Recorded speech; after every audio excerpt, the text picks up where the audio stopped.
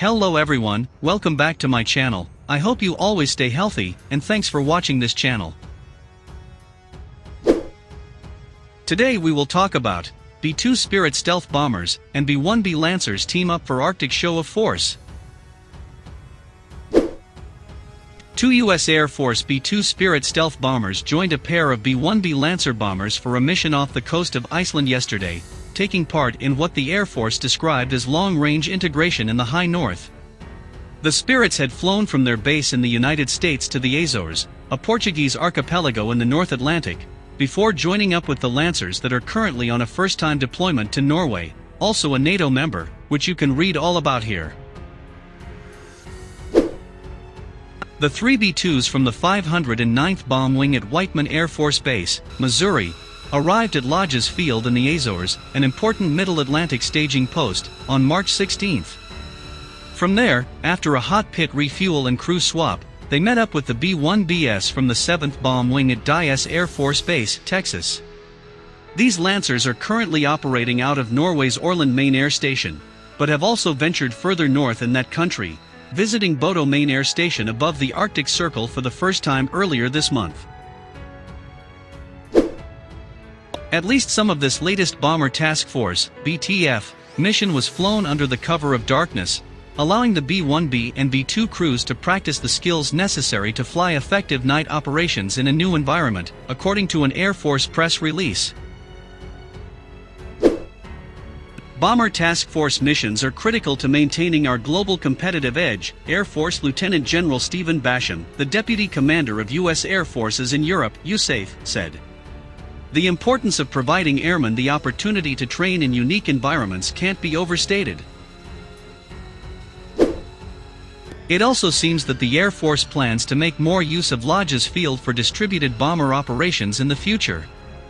While this is not the first time the stealth bombers have been there, the B-2s will rely on the strategically located Lodges Field to perform mission-essential tasks during several upcoming BTF sorties, the service confirmed in a press release.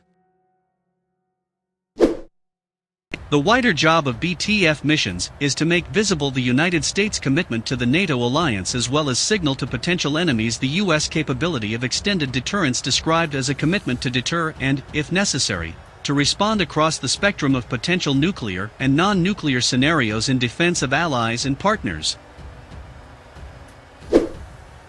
In the context of the High North, the choice of two different aircraft types on a BTF mission was likely selected as a signal to Russia, not only across the strategically vital and increasingly contested Arctic region, but also in the Baltic, and along Russia's northwest borders in Eastern Europe, including the heavily militarized enclave of Kaliningrad.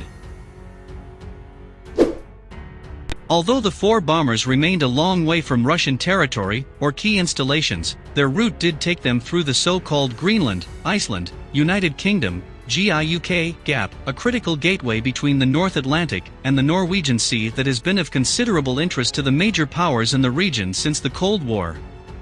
Russian Navy ships, submarines, and long-range patrol aircraft routinely pass through here, and Russian Aerospace Forces bombers also fly similar routes when headed toward Western Europe or the Mediterranean. During their current deployment to Orland, the B-1Bs have already conducted maneuvers with U.S. Special Operations Forces Joint Terminal Air Controllers, JTAC, as well as their counterparts from Norway and Sweden. Previous integration with other types has included operating with four JAS-39 Gripen fighter jets operated by Sweden, a key partner in the region, but one that is, unlike Norway, not a NATO member. One of the Lancers also made a debut visit to Poland, landing at Powidz on March 12 for another hot pit refueling and integrating with more Swedish Gripens, plus Polish and Danish F-16s. As we have discussed before, the fact that B-1Bs are operating out of Orland, although located around 300 miles from the Arctic Circle, is a significant development in BTF posture in itself, with detachments previously having used our AF Fairford in England, which serves as a dedicated bomber-forward operating location in Europe. Having bombers in Norway brings them much closer to the Arctic region and also exploits the advantages of distributed operations, making the bombers less vulnerable and their missions less predictable. As for the B-2, although the aircraft has deployed to Iceland in the past, back in 2019, amid efforts to increase the number of operating locations in the region for U.S. bombers. Putting both types up together for a joint mission is a new development in the region.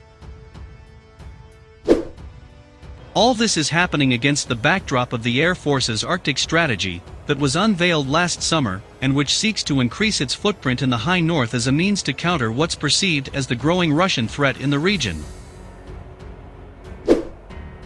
As climate change brings with it opportunities to exploit natural resources, as well as new maritime trade routes, the Arctic region's importance is only growing and, with it, the potential for confrontation between the relevant powers.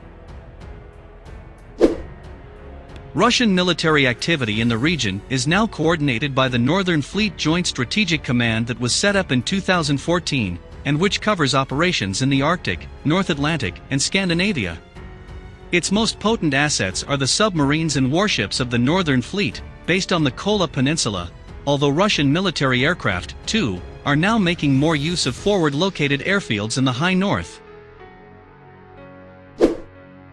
The combination of the B1B, which offers long-range conventional strike capabilities using the AGM-158 Joint Air-to-Surface Standoff Missile, or JASSM, and the AGM-158C Long-Range Anti-Ship Missile, or LRASM, together with the stealthy and nuclear-capable B-2 sends a very powerful message. Even in a non-nuclear role, the B-2 is still a key tool for the U.S. military to conduct very long-range strikes in denied areas, and being able to operate them from a diverse array of bases only increases the possibilities of how and where they could be used.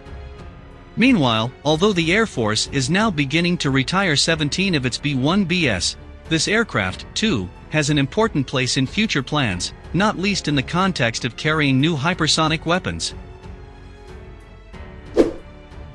Having B-1Bs and B-2s operate together in the high north makes it abundantly clear that the United States is willing to bring some of its most powerful air assets to bear in the region should it have to confront Russian operations in these areas in the future.